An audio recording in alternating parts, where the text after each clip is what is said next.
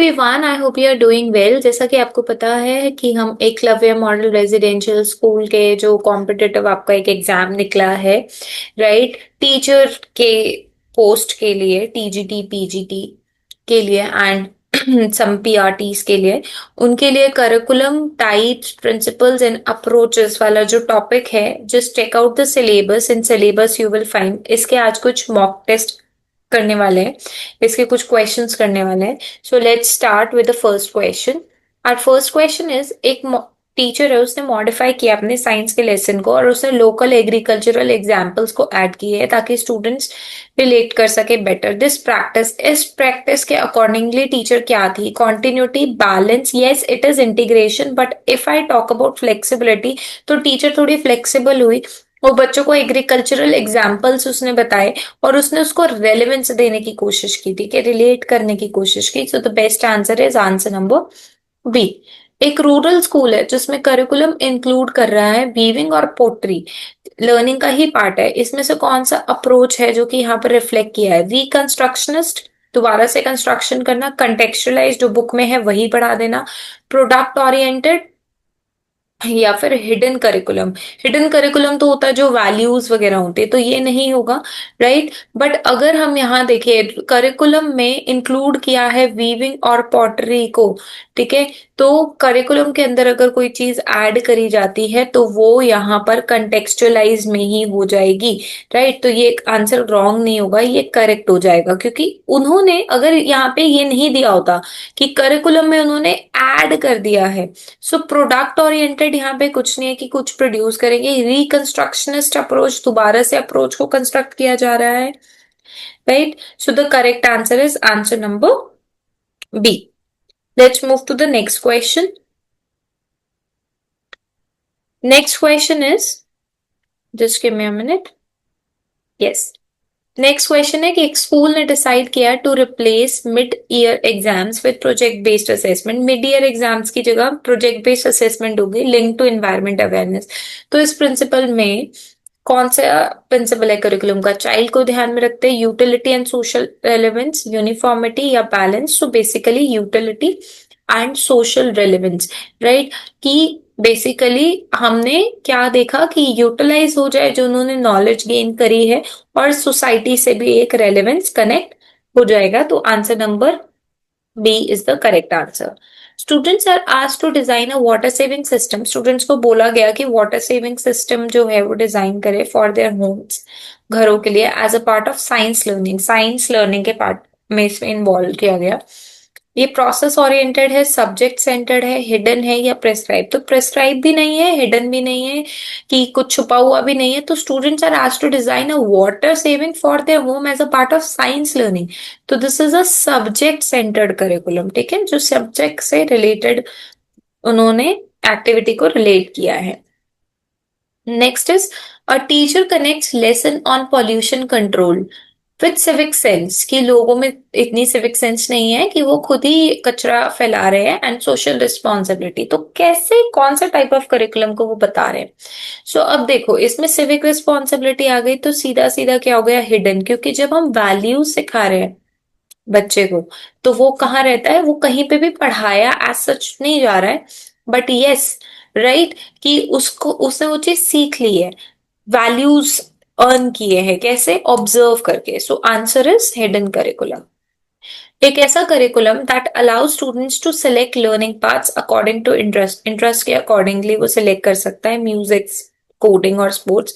Learner centred है, core curriculum है, reconstructionist है, या फिर फॉर्मल करिकुलम है, ठीक है, जिसमें एक स्टूडेंट जो है वो सिलेक्ट कर सकता है। तो बेसिकली म्यूजिक, कोडिंग। तो रिकंस्ट्रक्शनिस्ट भी नहीं है, फॉर्मल भी नहीं है। लर्नर सेंटर्ड करिकुलम हम बोल सकते हैं, बट इसमें मेजर सब्जेक्ट्स वो चूज कर रहा है, so it is a core curriculum. Let's move to the next question.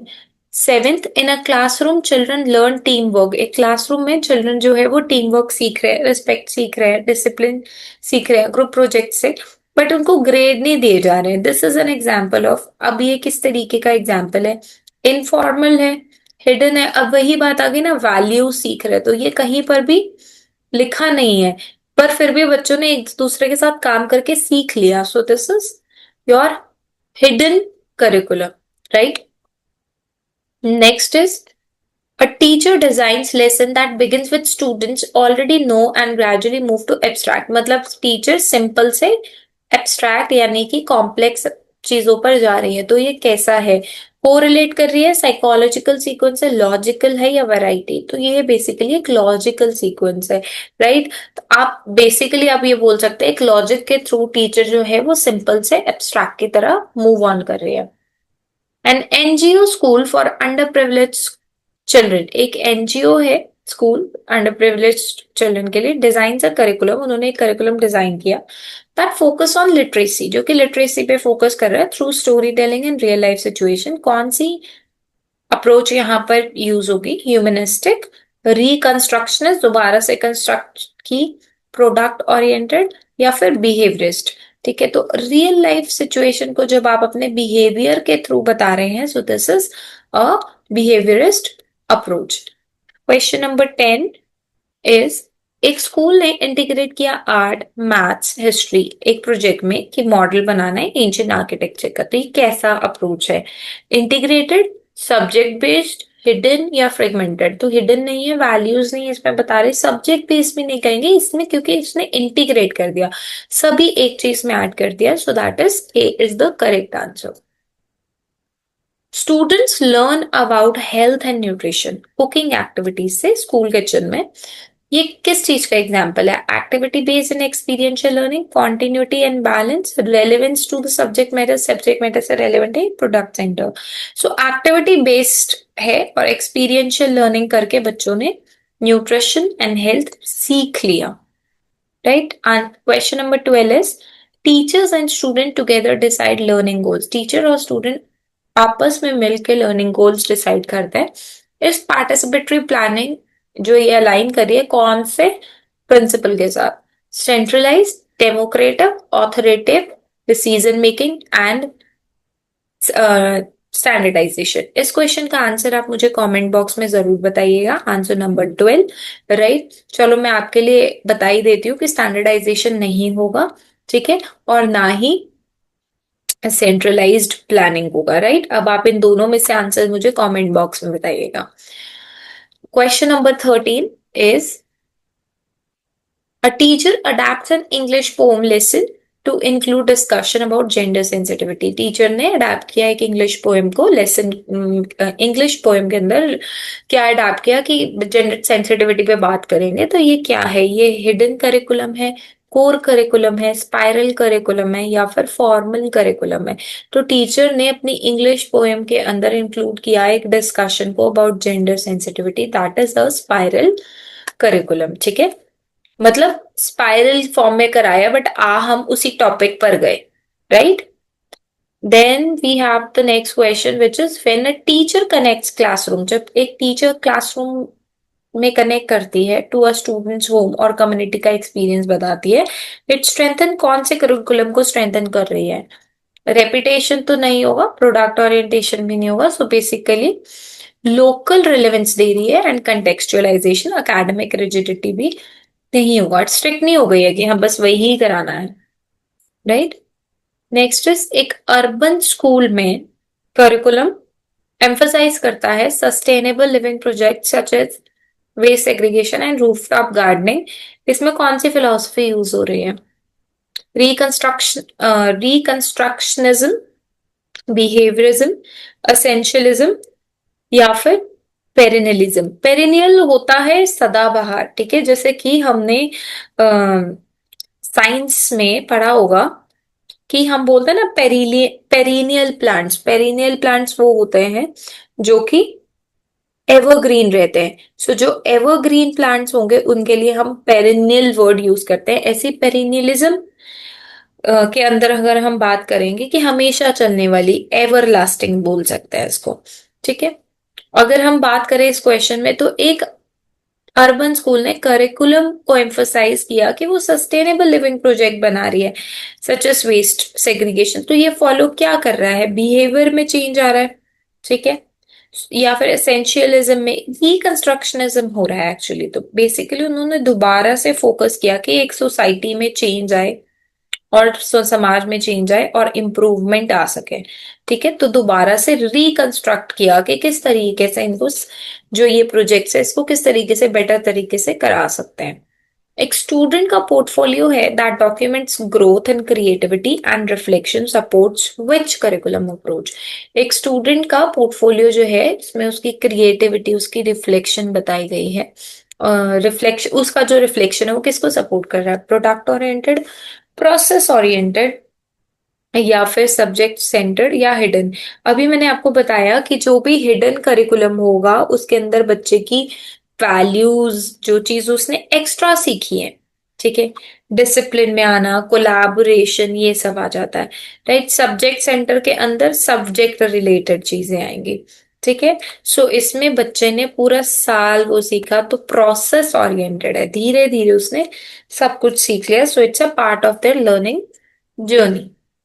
एक टीचर है, उन्होंने डिफरेंटली एबल स्टूडेंट्स को क्लासरूम एक्टिविटीज में अडेप्ट थ्रू उन्होंने उन्हें मतलब इंक्लूड किया एंड पीयर सपोर्ट दिया। इसका मतलब ये कौन सा प्रिंसिपल है, देखने से ही पता लग जाता है। Inclusivity and flexibility, sequence and continuity, utility and discipline and standardisation नहीं रहेगा। राइट, अगर किसी भी क्वेश्चन में आपको डाउट रहता है तो you may ask me in the comment box. The curriculum in a progressive school के अंदर करिकुलम इंकरेज करता है कि टीचर रिव्यू करे और रीडिजाइन करे अपनी एक्टिविटी को हर सेमेस्टर में बेस्ड ऑन द फीडबैक। ये कैसा एग्जाम्पल है, डायनामिक। रिजिड तो होता है जिसमें कुछ चेंज नहीं होगा, सेंट्रलाइज जो दे दिया आपने वही सेंट्रलाइज करते हैं, ट्रेडिशनल पुराने टाइम पे जो होता था। So it's a dynamic curriculum development जहां पर भी फीडबैक की जरूरत है और चेंजेस की जरूरत है, कर देना। एक लैंग्वेज टीचर है, उसने कनेक्ट किया ग्रामर के टॉपिक को स्टूडेंट्स के साथ, favourite social media content for practice. Grammar पढ़ानी है, अब बच्चों को ग्रामर कैसे पढ़ाया जाए जिसके अंदर उनकी ग्रामेटिकल स्किल्स दिख सके, तो उन्होंने कह दिया चलो अपने फेवरेट सोशल मीडिया के ऊपर लिखो, 10 लाइन लिखो, 5 लाइन लिखो। तो ये क्या है, सब्जेक्ट के साथ कोरिलेट किया, यूनिफॉर्म करिकुलम प्रोडक्ट ओरिएंटेशन। ठीक है, सो प्रिंसिपल ऑफ रेलेवेंस ये जो शो कर रहा है, ये शो कर रहा है कि टीचर ने किस तरीके से रेलेवेंट तरीके से बच्चे को सिखा भी दिया, रिलेट भी कर दिया, और अपना जो उनको चाहिए था ग्रामेटिकली वो भी उन्होंने ले लिया। So this best show the principle of relevance. Next is in a project students study local water sources, उन्होंने वाटर क्वालिटी टेस्ट की और सजेस्ट किया सॉल्यूशन टू द अथॉरिटीज। अब ये किस चीज का एग्जांपल है, एक्सपीरियंशियल, डेफिनेटली उन्हें एक्सपीरियंस किया और प्रॉब्लम सॉल्व किया।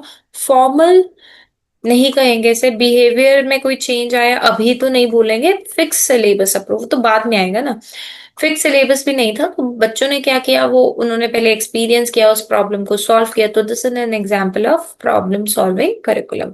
So these were the 20 question. If you find this video productive, do hit the like button, share it, subscribe the channel, and yes अगर किसी भी क्वेश्चन में डाउट है do let me know in the comment box. Thank you so much for watching.